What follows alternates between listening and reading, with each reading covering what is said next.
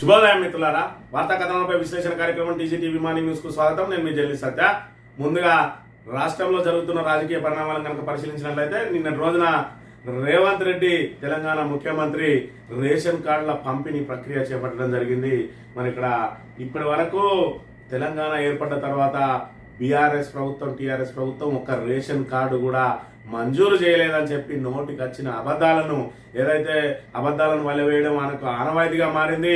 మరి ఇక్కడ మొత్తం ఈ ఏదైతే రాష్ట్ర రైతాంగాన్ని పేదరికం పోగొట్టడానికి తాను అనేక సంస్కరణలు ప్రవేశపెట్టినా అని చెప్పి ఆయన మరో పివి నరసింహారావు అని చెప్పి ఆయనకైనా చెప్పుకోవడం పరిపాటిగా మారింది. ఆయనకు ఇప్పటి వరకు రాష్ట్ర రైతాంగానికి మరి ఇక్కడ ఏదైతే కాళేశ్వరాన్ని ఎండబెట్టి గోదావరిని ఎడారిగా మార్చి ఇలా తాగునీరు అందక నానా ఇబ్బందులు పడతా ఉంటే వ్యవసాయం దండగా అన్నదాన్ని పండగ చేసిందట.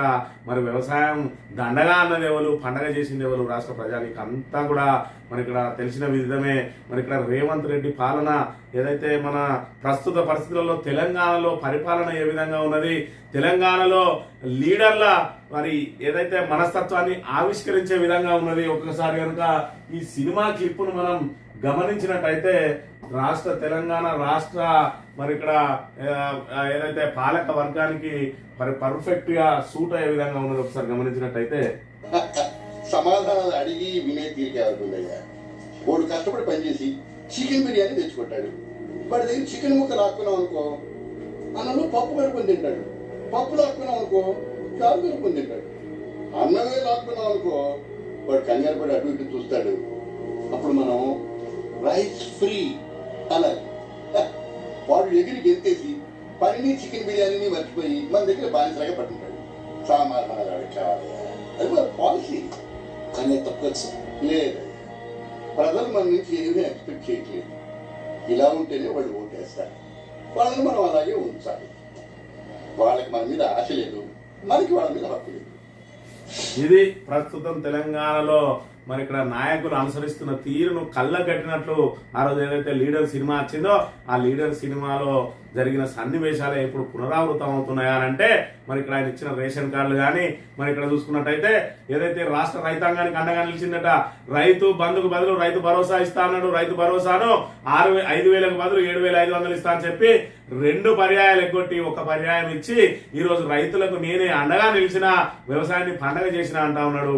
అంటే ఏదైతే ఒక రైతు చికెన్ బిర్యానీ కొనుక్కొని తింటే ఫస్ట్ ఆ చికెన్ బిర్యానీ లాగేసుకునే ప్రయత్నం చేసిండు, వాళ్ళు పప్పు వేసుకొని తింటే ఆ పప్పును లాగేసుకునే ప్రయత్నం చేసిండు, ఆఖరికి అన్నాన్ని లాగేసుకొని ఇవాళ రేషన్ కార్డుల పంపిణీ పేరుతో రేషన్ కార్డులు ఇచ్చి ఇక నా అంతటో లేడు అని చెప్పి మరి ఇక్కడ చెప్తున్న పరిస్థితిని అయితే మనం ఇక్కడ ప్రధానంగా గమనించాలి. ఈ రకంగా ఇప్పుడు రేషన్ కార్డు పేదల ఆత్మగౌరవానికి ప్రతీక అని చెప్పి చెప్తా ఉన్నాడు. మరి ఇక్కడ తెలంగాణ వచ్చే నాటికి ఎన్ని రేషన్ కార్డులు ఉండే, తెలంగాణ రాష్ట్ర ప్రభుత్వం ఏర్పాటైన తర్వాత ఎన్ని రేషన్ కార్డులు వచ్చినాయి, మరి ఆ తర్వాత 10 ఏళ్ల కాలంలో మరి ఎన్ని రేషన్ కార్డులు వచ్చినాయి అనేది మొన్నటి రోజున గంగుల కమలాకర్ గారు ఏదైతే అసెంబ్లీ వేదికగా బల్లగుద్ది మరి చెప్పారు. దానికి సమాధానం లేదు. కానీ ఏదైతే తాను ఏదో మరి ఇక్కడ విధిల్చి ఇప్పుడు కదా పేదల దగ్గర నుంచి అన్నం గుంజుకొని మరి ఇక్కడ మెతుకులు విధిల్చినట్టు ఈ రోజు రేషన్ కార్డులు పంపిణీ చేస్తున్న మా అంతటోళ్ళు లేరు అని అంటా ఉన్నాడు. మరి ఇక్కడ బీఆర్ఎస్ ఒక్క రేషన్ కార్డు కూడా పంపిణీ చేయలేదు అని చెప్పి సాక్షాత్తు పొంగులేటి శ్రీనివాసరెడ్డి అన్నాడు.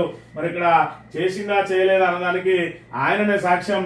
మన తెలంగాణ ఏర్పడ్డ రోజున 2014లో 54 లక్షల రేషన్ కార్డులు ఉంటే ఈరోజు మరి అవి ఆ 93 లక్షలకు ఏ విధంగా చేరినాయి అనే విషయాన్ని ఒకసారి మనం ప్రధానంగా గమనించాలి. అంటే ప్రప్రథమంగా 20 నెలల్లో 19 నెలలు దాటింది, 20 నెలలు అడుగుపెట్టింది. ఈ 20 నెలల్లో మరి ఇక్కడ ఏదైతే తెలంగాణ ప్రభుత్వం కాంగ్రెస్ ప్రభుత్వం ఇచ్చిన రేషన్ కార్డులు ఇదే మొట్టమొదటిసారి. మరి మొట్టమొదటిసారి ఇస్తే 54 లక్షలు ఉన్నది, 90 లక్షలు ఎందుకు దాటింది అనే దానికి మాత్రం ప్రజలకు సమాధానం చెప్పరు. మనం అబద్ధాలను వల్లె వేస్తూనే ఉండాలి. అబద్ధాలు ఆడుతా ఉంటే ప్రజలు ఎవడో వాడు నమ్మకపోతాడా, దాన్ని నిజం అని చెప్పి భ్రమించకపోతాడా అని చెప్పి చెప్తున్న పరిస్థితి. సాక్షాత్తు పొంగులేటి శ్రీనివాసరెడ్డి నిన్నటి రోజున చెప్పిండు మళ్ళీ ఒక్క రేషన్ కార్డు కూడా ఇవ్వలేదని. ఏ రోజైతే మన 2021 జూలై 16వ తేదీన మరి ఇక్కడ ఏదైతే జూలై 16 సాక్షాత్తు 4 సంవత్సరాల క్రితం మరి ఇక్కడ రేషన్ కార్డు 3,60,000 పైచిలకు లబ్ధిదారులకు కొత్త రేషన్ కార్డులు పంపిణీ చేయనున్న ఆయా నియోజకవర్గాల్లోని మంత్రులు ఎమ్మెల్యేలు అని చెప్పి పొంగులేటి శ్రీనివాసరెడ్డి ఆ రోజు ఖమ్మం మాజీ పార్లమెంట్ సభ్యులు టీఆర్ఎస్ రాష్ట్ర నాయకులు అని చెప్పి ఒక స్లైడ్ పెట్టుకొని దీన్ని ఎక్స్ లో పోస్ట్ చేసిండు. ఇవాళ చూసుకున్నట్టయితే ఒక్క రేషన్ కార్డు ఇవ్వలేదని కూడా ఆయన నోటి నుంచే మాట్లాడుతా ఉన్నాడు అని అంటే మరి ఏ విధంగా అబద్ధాలు ఆడుతా ఉన్నారు, ఏ విధంగా ఆ లీడర్ సినిమాను ఇవాళ వీళ్ళు పునరావృతం చేస్తా ఉన్నారు అనే విషయాన్ని అయితే తెలంగాణ ప్రజానీకం అంతా కూడా పూర్తిగా గమనించాలి. ఇవాళ తెలంగాణలో పరిస్థితులు చూసుకున్నట్టయితే ఏ విధంగా ఉన్నాయి, మరి ఇక్కడ కనీసం మరి పొలాలలో నీళ్లు రాక కరెంటు ఇయ్యక ఇది సాక్షాత్తు మరి ఇక్కడ ఏదైతే ధర్మపురి నియోజకవర్గం గొల్లపల్లి మరి ఇక్కడ మండలంలో జరిగిన అంశాన్ని కనుక చూసుకున్నట్టయితే నారుమడి ఎండిపోతా ఉంటే మరి ఇక్కడ బిందెలతోటి నీళ్లు తెచ్చుకునే దుస్థితి ఏర్పడ్డది. ఇలా బిందెల ద్వారా నీళ్లు తెచ్చుకొని మరి ఇక్కడ పొలాలు నిర్వహిస్తా ఉన్నాయి. మీరు ఎలాగో కాళేశ్వరాన్ని నిండబెట్టిరు, నీళ్లు ఎలాగో ఇయ్యరు, కనీసం కరెంట్ అన్న అయ్యింది అని అంటే సాక్షాత్తు గ్రామ పంచాయతీ దగ్గరలోనే ఉన్నది, గ్రామ పంచాయతీ పక్కనే మరి ఇక్కడ ట్రాన్స్ఫార్మర్ ఏదైతే ఉన్నదో గ్రామ పంచాయతీ ముందే ఉన్నది. ఈ ట్రాన్స్ఫార్మర్ చెడిపోయింది, రిపేర్ చేయించండి మహాప్రభు అంటే మరి ఇక్కడ సాక్షాత్తు ఆయన మంత్రిగా ఉన్నాడు. ధర్మపురి నియోజకవర్గానికి సంబంధించి అడ్డూరు లక్ష్మణ్ గారు మంత్రిగా ఉన్నారు.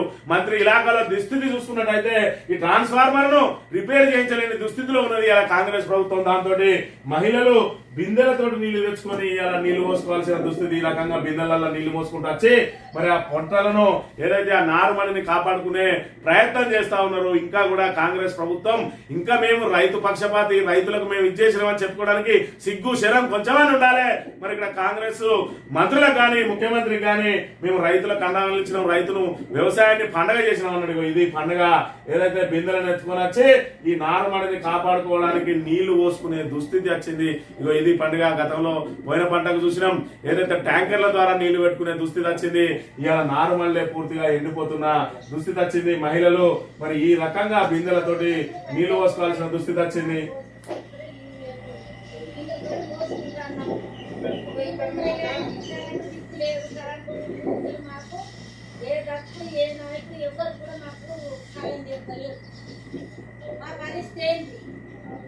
నాలుగు ఎండిపోతున్నాయి. ఇప్పుడు మాకు ఈ నాలుగు ఎండిపోయినాక ఇప్పుడు ఈ పొట్ట దెబ్బ కొట్టే ప్రయత్నం అయిపోతున్నది. మాకు ఏ లోకం ఏ నగడు కూడా మాకు ఏ నాయకుడు కూడా మాకు సాయం చెప్పలేదు. కరెంట్లు ఎండిపోతున్నాయి. మళ్ళీ చెబితే కరెంట్ వాళ్ళు కూడా నీళ్ళు కూడా ఎవరు కూడా పట్టించుకోలేదు, ఎవరు కూడా చెప్పలేదు. అంత ముందుకు జరిగిన మన ఏదైనా కాదు. ఈ రకంగా మరి నీళ్ల కోసం ఇబ్బందులు పడతా ఉన్నారు. సాక్షాత్తు మంత్రి ఉన్నాడు అక్కడ ధర్మపురి నియోజకవర్గానికి. అడ్డూరు లక్ష్మణ్ కుమార్ గారు మంత్రిగా ఉన్నారు. మీకు కనబడతలేవా సోయి లేదా లక్ష్మణ్ కుమార్ గారు? మరి అక్కడ ఏదైతే ట్రాన్స్ఫార్మర్ ను రిపేర్ చేయించి మరి వాళ్ళకి ఏదైతే నార్మల్ ఏదైతే ఉన్నదో వాటిని కాపాడుకోవడానికి మీరు ఎలాగో మరి ఇక్కడ ఎస్ఆర్ఎస్పీ నుంచి నీళ్లు రావు, మరి ఇక్కడ కాళేశ్వరం నుంచి నీళ్లను ఎత్తిపోయారు, మరి ఇక్కడ నీటి కష్టాలు ఎలాగో తెచ్చిర్రు. కనీసం కరెంట్ ఉంటే ఆ భూగర్భ జలాలతోటన్నా తమ పంటలను కాపాడుకుందామనంటే ఇప్పటికే మరి ఇక్కడ ఏదైతే చెరువుల్లో రిజర్వాయర్లో మరి ఇక్కడ గోదావరిలో నీరంతా కూడా అడగంటిపోయి ఇలా భూగర్భ జలాలు కూడా అడగంటిపోయిన పరిస్థితి. మరి ఎంతో కొంత పంట వేసుకొని కాపాడుకుందామనే వారికి ఈ రోజు బిందెలతోటి మోసే దుస్థితి తీసుకొచ్చి ఇలా వ్యవసాయాన్ని పండగ చేసినామంటాను. ఏది బిందెలతోటి మోసుకుంటా పండగ చేసినా? మీరు ముఖ్యమంత్రి గారు ఒక్కసారి ఆలోచన చేయాలి. ఇంకా కూడా బీఆర్ఎస్ మీద బురద జల్లే కార్యక్రమాన్ని బంద్ చేసి కాళేశ్వరాన్ని తక్షణం మరమ్మతులు చేయించి మరి అక్కడ ఇప్పటికైనా నీటిని ఎత్తిపోసే అవకాశం ఉన్నది. సుందర్ల మీద అన్నారం మీద ఎందుకు కక్ష కట్టినరు? చెక్కు చెదరని ప్రాజెక్టులను, చెక్కు చెదరని ఆ 2 బ్యారేజీలను గేట్లు ఎందుకు ఎత్తిపెట్టిరు? నీళ్ళు ఎందుకు వదిలేస్తా ఉన్నారు? అక్కడ గోటు కాడ నక్కలా కూర్చొని ఉన్నాడు చంద్రబాబు నాయుడు. వెళ్లిపోయిన నీటిని వెళ్ళిపోయినట్టు ఒడిసి పట్టుకోవడానికి బనకచెర్లను ఏర్పాటు చేస్తా ఉంటే బనకచెర్ల మీద చర్చలు అని మీరెందుకు వెంపర్లాడుతా ఉన్నారు? బనకచెర్లకు మరి ఇక్కడ సాక్షాత్తు మేము అడ్డుకుంటామని చెప్పి ఎందుకు మళ్ళీ మరి చర్చల కోసం ఉబలాట పడతా ఉన్నారు? చంద్రబాబు స్నేహం కోసం ఎందుకు ఉబలాట పడుతున్నారు? రేవంత్ రెడ్డి సమాధానం చెప్పాలి. ఇక వార్తా కథనాలను కనుక చూసుకున్నట్టయితే ముందుగా నమస్తే తెలంగాణలో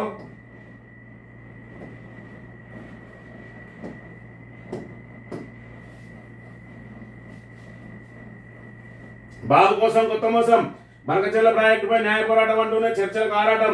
రేవంత్ రెడ్డి అత్యుత్సాహం, ఢిల్లీకి పరుగులు. జీబీఎల్ లింక్ ను కేంద్ర సంస్థలే వ్యతిరేకిస్తున్న కాంగ్రెస్ సర్కార్ ఎందుకు తాహతా? కేంద్ర మంత్రి నేతృత్వంలో అనధికార అపెక్స్ 16న 2 ముఖ్యమంత్రులతో భేటీకి నిర్ణయం. ఏపీతో చర్చలకు ఆరాటం ఎందుకు? నిపుణులు రేవంత్ తీరుపై అనుమానాలు, అభ్యంతరాలు. ప్రోరేటా ప్రకారం వర్ణ జిల్లాలో లెక్క తెలియక పైన మేం కట్టుకుంటాం, కింద మీరు కట్టుకోండి. లెక్క తెలితే బురద ఉందా వరద ఉందా తేలుతుంది. గోదావరి రివర్ బోర్డు ముందే మీరేం కట్టాలనుకుంటున్నారు, మేమేం కట్టాలనుకుంటున్నామో చర్చిద్దాం, మీకు పతారం ఉందని పైకి వెళ్ళి అనుమతులు తెచ్చుకుంటామంటే ఎలా? మోదీ మేము చెప్పింది వింటాడని పై నుంచి కిందికి వస్తారా? న్యాయపరంగానే బనకచెర్లపై పోరాడుతున్నాం, మేము అందరి దగ్గరికి వెళ్తున్నాం, వ్యూహం లేకుండానే ఇంత దూరం వచ్చామా? ఇవి సీఎం రేవంత్ రెడ్డి ఇటీవల చేసిన వ్యాఖ్యలు. అంటే బనకచెర్ల ప్రాజెక్టును అక్రమంగా అనుమతులు సాధించేందుకు ఏపీ ప్రభుత్వం చేస్తున్న ప్రయత్నాలను తీవ్రంగా వ్యతిరేకిస్తున్నట్టు అడావిడి చేసిండు. కానీ కొన్నాళ్ళకే మాట మార్చిందట.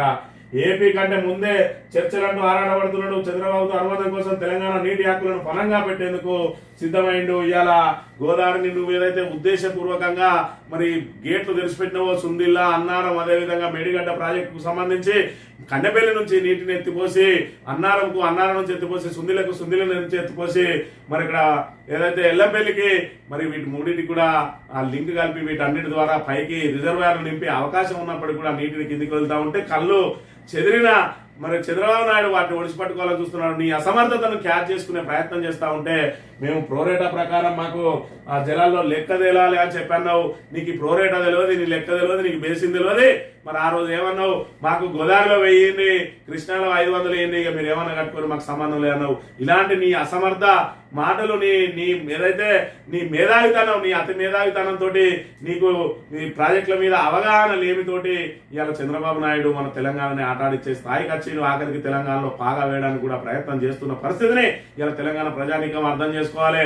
ఇవాళ రేవంత్ రెడ్డి లాంటి వారు చంద్రబాబు శిష్యుడు ఉంటేనే తెలంగాణ పరిస్థితి ఈ విధంగా ఉంటే రేపటి రోజున సాక్షాత్తు తెలుగుదేశమే అధికారంలో ఉంటే మన బతుకులు ఏమైతే అనే విషయాన్ని కూడా ఆలోచన చేసుకోవాలి. ఇవాళ తెలంగాణకు శ్రీరామ రక్ష బీఆర్ఎస్ఏ ఇవాళ మొత్తం అన్నిటిని ఎగ్గొట్టి ఏదైతే మరి ఆ 100 రోజులలోనే ఇస్తా అన్న 6 గ్యారంటీలను ఎగ్గొట్టి 420 హామీలను ఎగ్గొట్టి రైతు భరోసాను ఎగ్గొట్టి ఇటు పెన్షన్లను ఎగ్గొట్టి అదే విధంగా మరి ఏదైతే 2 లక్షల ఉద్యోగాలు ఇస్తా అని చెప్పి ఆ ఉద్యోగాలను ఎగ్గొట్టి ఇవాళ మళ్ళీ మొత్తం మేమే చేసినాం, తెలంగాణ అభివృద్ధికి మేమే కారణం అని చెప్పి నిస్సిగ్గుగా చెప్పుకుంటా ఉన్నాడు రేవంత్ రెడ్డి. మరి ఇవన్నీ చూసి కూడా ఊరుకుందామా? మరి ఇందాక ఏదైతే మరి ఆ లీడర్ సినిమాలో చెప్పినట్టు ప్రజలు దేని గురించి పట్టించుకోరయా? వాళ్ళని పట్టించుకోవాలంటే వాళ్ళకు వ్యక్తిగతంగా జరగాలి.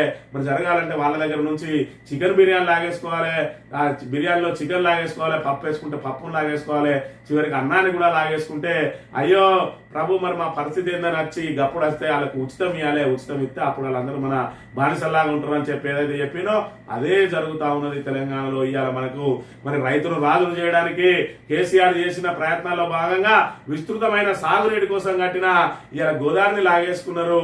మరి ఇక్కడ ఎనీ టైం మనకు మోటార్లు వేసుకోవడానికి మరి ఇక్కడ ఆఫీస్కి పోయినట్టు కరెంట్ ఇస్తే ఆ కరెంటును లాగేసుకున్నారు.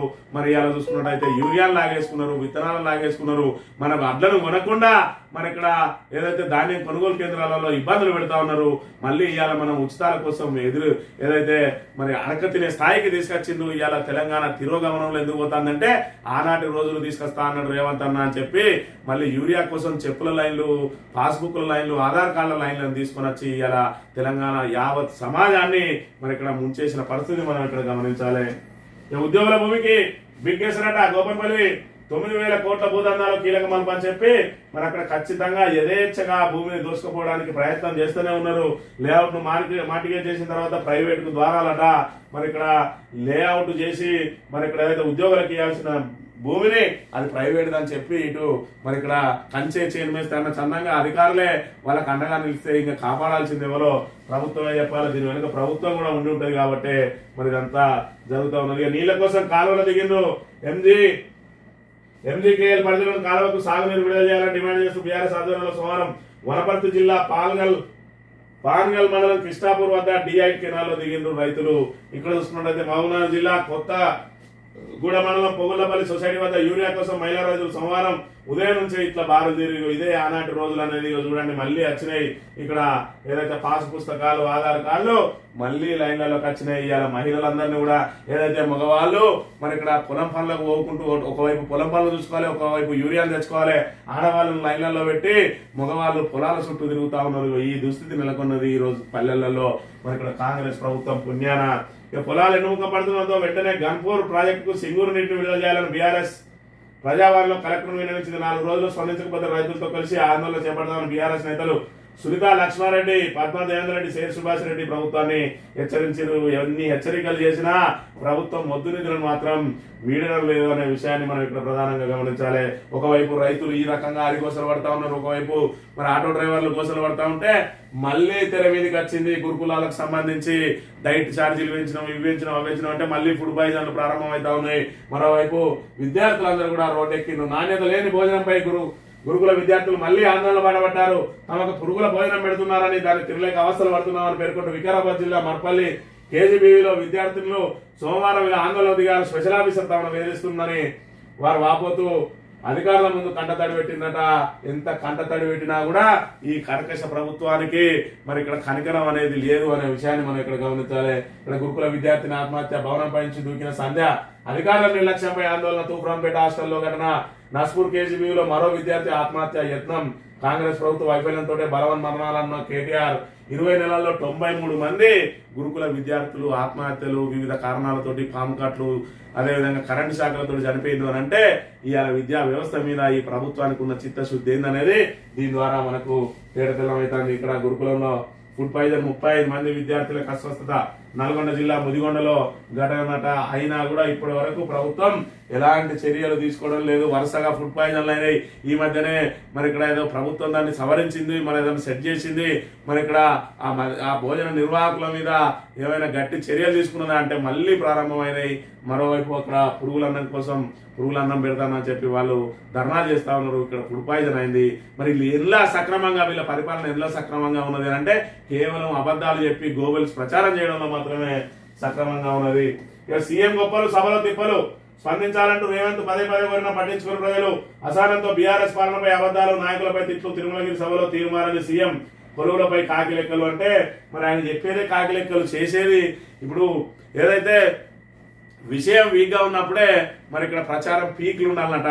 మరి ఆయన విషయం వీక్లనే ఉన్నది, ఆయన చేసింది ఏమి లేదు తెలంగాణ ప్రజానికానికి. కాబట్టి ప్రచారం ఏదైతే ఒక్కటిస్తే ఆఖరికి రేపు ఎల్లునన్నా ఒక్క జాబ్ వచ్చినా కూడా ఏదైనా కనీసం ఒక్క 10 జాబులో లేదంటే ఒక్క జాబ్ ఏదైనా నియామకం చేసినా కూడా సాక్షాత్తు ముఖ్యమంత్రి మరి ఇక్కడ ఏదైతే ఎల్బీ స్టేడియంలో మీటింగ్ పెట్టి మరి ఆ మహిళా సంఘాలను పిలిపించి ఆ ఒక్క జాబ్ కూడా నియామక పత్రం ఇచ్చి సీఎం నియామకాలు చేసిండు అని చెప్పుకునే దుస్థితిలో ఉన్నది అలా కాంగ్రెస్ ప్రభుత్వం అనే విషయాన్ని మనం ఇక్కడ గమనించాలి. ఇక సాక్షి దినవర్గ విషయానికి వస్తే చర్చకు సిద్ధమా నాగార్జున సాగర్ వెళ్దామా, సునీల్ పోదామా, బీఆర్ఎస్ నేతలకు ముఖ్యమంత్రి రేవంత్ రెడ్డి మరి చర్చకు సిద్ధమని చెప్పి ఢిల్లీకి ఎందుకు పారిపోయినావో దీని మీద చెప్పాలి.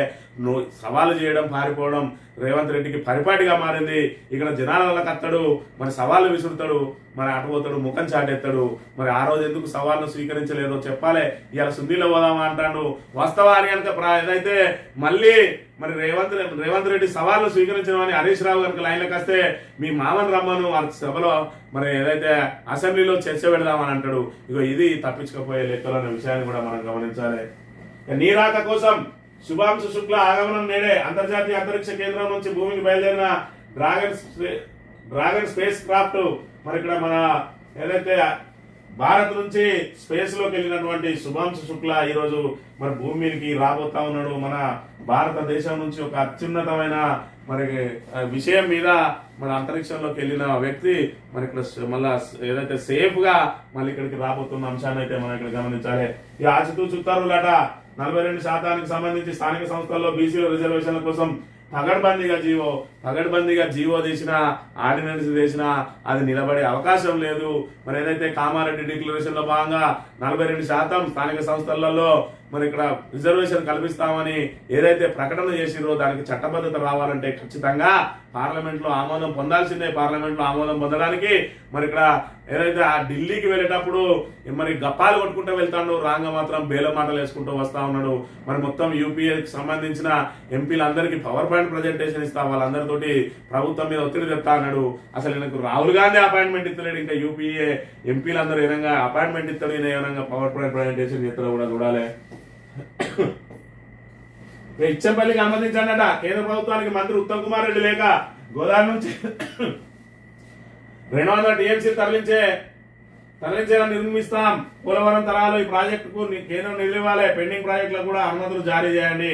మరి ఇక్కడ అడుక్కోవడం తప్ప మనకు పోరాడి సాధించుకోవడం అనేది మరి కాంగ్రెస్ నేతల బ్లడ్లలోనే లేదు. మరి అలా తెలంగాణను కూడా అడుక్కునే ప్రయత్నం చేస్తే కేసీఆర్ ఆధ్వర్యంలో పోరాటం చేసి సాధించుకున్నాం. అదేవిధంగా కాళేశ్వరం లాంటివి ప్రాజెక్టులకు అనుమతులు సాధించుకున్నాం. ఇవాళ కాంగ్రెస్ ప్రభుత్వం ఆడుకుంటుంది. ఉన్న ప్రాజెక్టును మరమ్మతు చేయడం చేత కాదు, వీళ్ళు ఇంకా పోలవరం లాగా మరి ఇచ్చంపల్లిని నిర్మిస్తారట, లేకపోతే తుమ్మిడిహెడ్డి దగ్గర మరి ప్రాణహిత చేవేళ్ళని నిర్మిస్తారట. ఈ ఊకదండు ఉపన్యాసాలు మానుకొని పెండింగ్ ప్రాజెక్టులు ఏవైతే ఉన్నాయో వాటిని పూర్తి చేసే ప్రయత్నం చేయాలి. దీన్ని కూడా మరమ్మతు చేసి దీన్ని వినియోగంలోకి తీసుకురావాలి. లేకపోతే మరి ఇక్కడ రైతుల జరుగుతున్న ఏదైతే ఉన్నదో అది మరి ఆ పాపం మీకు ఖచ్చితంగా శాపంగా మారనున్నదనే విషయాన్ని కూడా గమనించాలి. ఆంధ్రజ్యోతి విషయానికి వస్తే రేషన్ కార్డు పేదల ఆత్మగౌరవ ప్రతీక. 5,61,000 కుటుంబాలకు కొత్త కార్డులు, 3,10 మందికి సన్న బియ్యం, దండగన్న సాగును పండుగ చేశాం. రైతులకు ప్రతిధాన్యం గింజను కొంటున్నాం. మహిళలకు ఆర్టీసీ బస్సులో యజమానులను చేసినాం. ప్రభుత్వం ఏర్పాటై 2 ఏళ్ల నాటికి నిరుద్యోగులకు 2 లక్షల ఉద్యోగాలు ఇస్తాం. స్థానిక సంస్థల ఎన్నికల్లో బీసీలకు 42% రిజర్వేషన్ అమలు చేసి తీరుతాం. ప్రాజెక్టుల నాణ్యతపై చర్చకు బీఆర్ఎస్ సిద్ధమా. 2034 దాకా కాంగ్రెస్ అధికారం. 2034 దాకా కాంగ్రెస్ అధికారంలో ఉంటే తెలంగాణ ప్రజలందరూ కూడా అడక తినాల్సిందే. మరి ఇక్కడ 5,61,000 కుటుంబాలకు నువ్వు రేషన్ కార్డులు ఇస్తే 3,10 మంది 3,10,00,000 మందికి ఏ విధంగా వస్తా ఉన్నది? ఆ రోజు 54 లక్షలే ఉన్నాయి. మరి ఒక్క రేషన్ కార్డు కూడా ఇవ్వకపోతే ఇలా 60 లక్షలు దాటద్దు, మరి 90 లక్షలు ఎట్లా దాటి ఉన్నాయి అనే దానికి మరి ఇక్కడ ప్రభుత్వం సమాధానం చెప్పాలి. సమాధానం చెప్పదు, దాటేసుకుంటూ పోతుంది.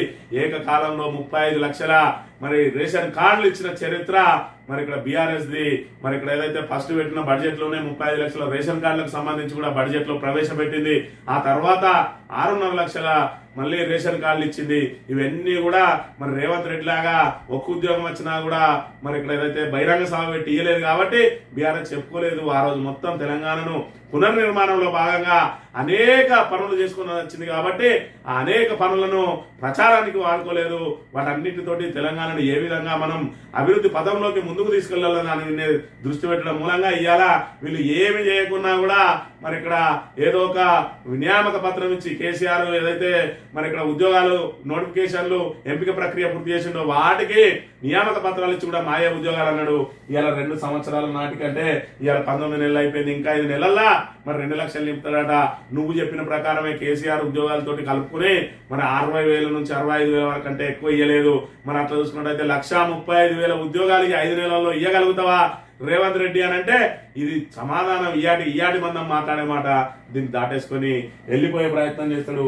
ఇక రైతులకు మరి ఇక్కడ ప్రతి ధాన్యం గింజను ఉంటున్నాడ. దండగన్న సాగును పండగ చేసిందట. ఏనంగా సాగును పండగ చేసినావు? రైతు భరోసా 2 పర్యాలు ఎగ్గొట్టి అది చేసినవా? ఇవాళ నీటి సుక్క రాకుండా కాళేశ్వరం మీద కుట్రవన్నీ ఇవాళ పండుగ చేసినవా? అదే విధంగా కరెంటు 24 గంటల కరెంటును ఇవాళ ట్రాన్స్ఫార్మర్ కాలిపోతే దిక్కు లేదు, లో వోల్టేజ్ సమస్య ఏర్పడుతున్నది, దాంతో పండుగ చేసినవా అంటే మరి ఇక్కడ ఏదైతే ఒక మనిషిని మరి ఇక్కడ హింసించుకుంటా ఎంత ఆనందంగా ఉన్నాడో చూడు, నవ్వు అని మరి ఇక్కడ పిరగించుకుంటా నవ్వు అన్నట్టున్నది రేవంత్ రెడ్డి పరిస్థితి అనే విషయాన్ని కూడా మనం ఇక్కడ ప్రధానంగా చూడాలి. రేపు తెలుగు రాష్ట్రాల సీఎంల భేటీ. కేంద్ర జలవనరుల మంత్రి పాటిల్ ఆధ్వర్యంలో సమావేశం. బనకచెర్ల సహా 2 రాష్ట్రాల ప్రాజెక్టులపై చర్చ. నేడు ఢిల్లీకి రేవంత్, చంద్రబాబు. తెలంగాణకు దక్కాల్సిన నీటి వాటాపై ఒత్తిడి తెద్దాం. అధికారులతో భేటీలో రేవంత్ రెడ్డి. మరి ఇక్కడ చూసుకున్నట్టయితే గురువు శిష్యుడు ఇద్దరు కనుక భేటీ అయితే గురువు ఆదేశాలను శిష్యుడు పాటిస్తారు, కానీ శిష్యుడు గురువు మీద ఏ విధంగా ఆధిపత్యం చెలాయించగలుగుతున్నాం మనం ఇక్కడ చూడాలి. అసలు చంద్రబాబు ముందట నీ నోరు పెగులుతుందా రేవంత్ రెడ్డి?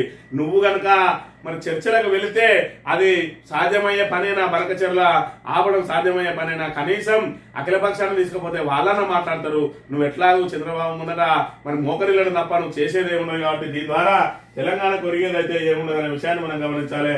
ఇక గోవా గవర్నర్ గా అశోక్ గజపతి రాజు, హర్యానా గవర్నర్ గా ముగిసిన బండారు దత్తాత్రేయ పదవి కాలం. ఆయన స్థానంలో అసీం ఘోష్. మరి ఇక్కడ గవర్నర్ల ఎంపిక ప్రక్రియలో భాగంగా తెలుగుదేశానికి ఏదైతే తెలుగుదేశం మద్దతు అవసరం పడ్డదో ఎన్డీఏకు గవర్నర్ల పదవులు కూడా ఇస్తా ఉన్నారు. ఇలా బనకచెర్ల పరిస్థితి కూడా అంతే.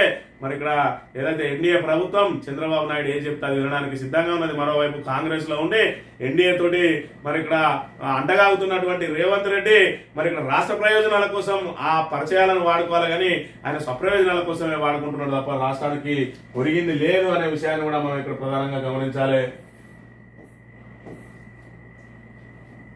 1000 కోట్లు రాజధాని హైదరాబాద్ శివారులో భారీ భూకుంభకోణం. ఎంగపల్లి గోశాల భూములకు అక్రమార్కుల ఎసరు. తప్పుడు పత్రాలతో 99.14 ఎకరాల భూమి అమ్మకానికి అందులోనే గోశాల నిర్మాణానికి సర్కారు సన్నాహాలు. ఈ భూసేకరణపై ఇప్పటికే కొనసాగుతున్న వివాదం. ఈ భూములను కొనుగోలుకు 1.5 అడ్వాన్స్ ఇచ్చి మోసపోయిన వారి ఫిర్యాదుతో వెలుగులోకి విషయం. ఫోర్జరీ పత్రాలపై రెవెన్యూ అధికారుల విచారణ. పెద్ద ఎత్తున డబ్బులు చేతులు మారినట్టు ప్రాథమిక నిర్ధారణ. గత ప్రభుత్వ హయాంలో కొందరు పెద్దల హస్తం. మరి ఇక్కడ ఏదైతే దాని అక్కడ దున్నుకుంటా ఉన్నారని చెప్పి మరి ఏదైతే గోపన్పల్లి భూములకు సంబంధించి మాత్రం మాట్లాడరు కానీ వెనుకపల్లి భూముల మీద మాత్రం మాట్లాడుతూ ఉంటది. ఇక్కడ చూసుకున్నట్టు ఆంధ్రజ్యోతి, అక్కడ చూసుకున్నట్టయితే మరి ఈనాడు, ఇవన్నీ కూడా ప్రభుత్వం రాయించే రాతలు. మరి అక్కడ నిరుపేదలందరూ కూడా ఈ భూముల మీద ఉన్నారని చెప్పి వాళ్ళందరూ పోరాటం చేస్తా ఉన్నారు. ఇక్కడ గోశాల దానికి 1000 కోట్ల కుంభకోణం వేరే వాళ్ళు తెచ్చిరని చెప్పి వీళ్ళ మీద బురద జల్లి దాన్ని స్వాధీనం చేసుకునే ప్రయత్నం చేస్తా ఉన్నారు. మరి ఇదే ఈ ఆంధ్ర పత్రిక, ఇదే రేవంత్ రెడ్డి చెప్పులు నాకే పత్రిక, మరి ఈనాడు అదే విధంగా ఆంధ్రజ్యోతి ఇద్దరు కూడా రేవంత్ రెడ్డి చెప్పులు నాకుంటా బూట్లు నాకుంటా తిరుగుతా ఉన్నారు. ఎందుకు మరి అక్కడ దానికి సంబంధించి మరి ఆ ఉద్యోగులకు సంబంధించి ఎందుకు మరి వార్తలు రాయరు? దీనికి సంబంధించి పేదలు ఎవరైతే దానిలో ఉన్నారో మరి 50-60 సంవత్సరాల నుంచి మేము ఇందులో ఉన్నాం, అసైన్డ్ భూములు ఇవి, వీటిని మేము దున్నుకుంటున్నాం అని చెప్పి మాకు యాజమాన్య హక్కులు కల్పించాలంటే వీళ్ళకి మాత్రం ఇయ్యరు. అక్కడ మాత్రం ఉద్యోగులకు పంచాల్సిన భూములను మరి ఇక్కడ అక్రమార్కులు ఆక్రమించుకుంటా ఉంటే దాని మీద మాత్రం నోరు మెదపరు. ఈ రకంగా మరి ఇక్కడ ప్రభుత్వ అడుగులకు మడుగులొత్తు రేవంత్ రెడ్డి బూట్లు నాకుతూ ఈ ఈనాడు ఆంధ్రజ్యోతిలో తెలంగాణకు అన్యాయం చేయడం కోసం పుట్టిన విషపుత్రిక అనే విషయాన్ని అయితే మనం ప్రధానంగా గమనించాలి. ఈనాడు దినపత్రిక విషయానికి వస్తే ఇద్దరు సీఎంలతో బంకచెల్లపై భేటీ రేపట. మరి దీని ద్వారా మనకు ఒరిగే ప్రయోజనం శూన్యం అని మాత్రం ఖచ్చితంగా చెప్పక తప్పదు. మరో ఏడాది లోపు 1,00,000 ఉద్యోగాలు భర్తీట. మరి వాడేమో 2 సంవత్సరాలు నిండే వరకు 2 లక్షలు అని చెప్పి ఆంధ్రజ్యోతితో రాస్తాడు. ఈడేమో కొంత నీకు వెసులుబాటు పిత్తనపడని మరో ఏడాది లోపు 1,00,000 ఉద్యోగాలు భర్తీ. మరి మరో ఏడాది లోపు 1,00,000 ఉద్యోగాలు భర్తీ అంటే మరి ఇప్పటికి 1,00,000 ఉద్యోగాలు ఇచ్చిండని వీని ఉద్దేశం. ఈ రకంగా ప్రజలను తికమక పెట్టి మరి అలా రేవంత్ రెడ్డి మీద వచ్చే ప్రజా వ్యతిరేకతను ఏ విధంగా అరికట్టాలి అని చెప్పి ఈ 2 మరి ఇక్కడ తాబేదార్ పత్రికలు ప్రయత్నం చేస్తున్న పరిస్థితిని మనం ఇక్కడ ప్రధానంగా గమనించాలి. కాళేశ్వరంపై ఎక్కడైనా చర్చకు సిద్ధం అంటావు, ఎన్ను చూపి పారిపోతావు.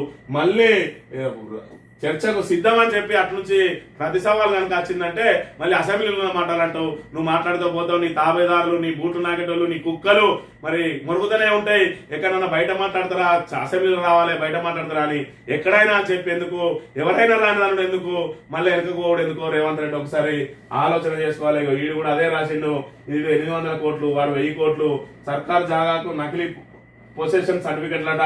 మరి ఇక్కడ రైతులందరూ ఎవరైతే దాన్ని ఏదైతే అందులో ఉన్నారో వాళ్ళ గురించి మాట్లాడుతా ఉన్నాడు. ఇవాళ ఏదైతే 9,000 కోట్ల భూ కుంభకోణం జరగబోతున్నది అంటే వీడెవ్వడు కూడా మాట్లాడాడు. ఏదైతే ఉద్యోగులకు చెందాల్సిన భూమిని, గోపన్పల్లి భూములను మరి ఆక్రమించుకుంటున్నారా అంటే వీడు చిన్న వార్త కూడా రాయాడు. కానీ రైతుల ఆధీనంలో ఉన్నటువంటి భూములను మరి లాగేసుకోవడానికి ప్రభుత్వం ప్రయత్నం చేస్తా ఉంటే మాత్రం ప్రభుత్వానికి మద్దతు చేస్తాడు. ఈ ఆంధ్ర పత్రికలు, విషపత్రికలు ఇవాళ తెలంగాణను సర్వనాశనం చేయడానికి, చంద్రబాబు చేతుల్లో తెలంగాణను తీసుకొని పెట్టడానికి ఆ మహానుషి వంశీగాడు ఏం పెట్టిండో చూసినాం మనం. ఆ విధవ లెక్కనే ఈ విధవలు కూడా ఏం ప్రయత్నం చేస్తా ఉన్నారో తెలంగాణ ప్రజానీకం కనుక గమనించకపోతే రాబోయే రోజులలో చంద్రబాబు ఆధిపత్యంలో, చంద్రబాబు కనసన్నలో తెలంగాణ ఉంటది. తెలంగాణకు సంబంధించి 50 సంవత్సరాల పాటు, 60 సంవత్సరాల పాటు ఏ విధంగా అయితే మనం దోపిడీకి గురైనామో రాబోయే రోజులలో కూడా మళ్ళీ తెలంగాణ ఆస్తులన్నీ ఆంధ్ర లాగేసుకునే పరిస్థితి ఉంటుంది. అవసరమైతే ఆంధ్రప్రదేశ్ ను పునరుద్ధరణ చేయాలని చెప్పి తెలంగాణ అసెంబ్లీలోనే తీర్మానం పెట్టే ప్రమాదం కూడా ఉంటది. కాబట్టి ఖచ్చితంగా దీన్ని ఆదిలోనే అణిసివేయాలంటే ఇలాంటి విషపుత్రికలను మనం మరి ఇక్కడ ఎక్కడికక్కడ వీరికి అడ్డుకట్ట వేయాలి.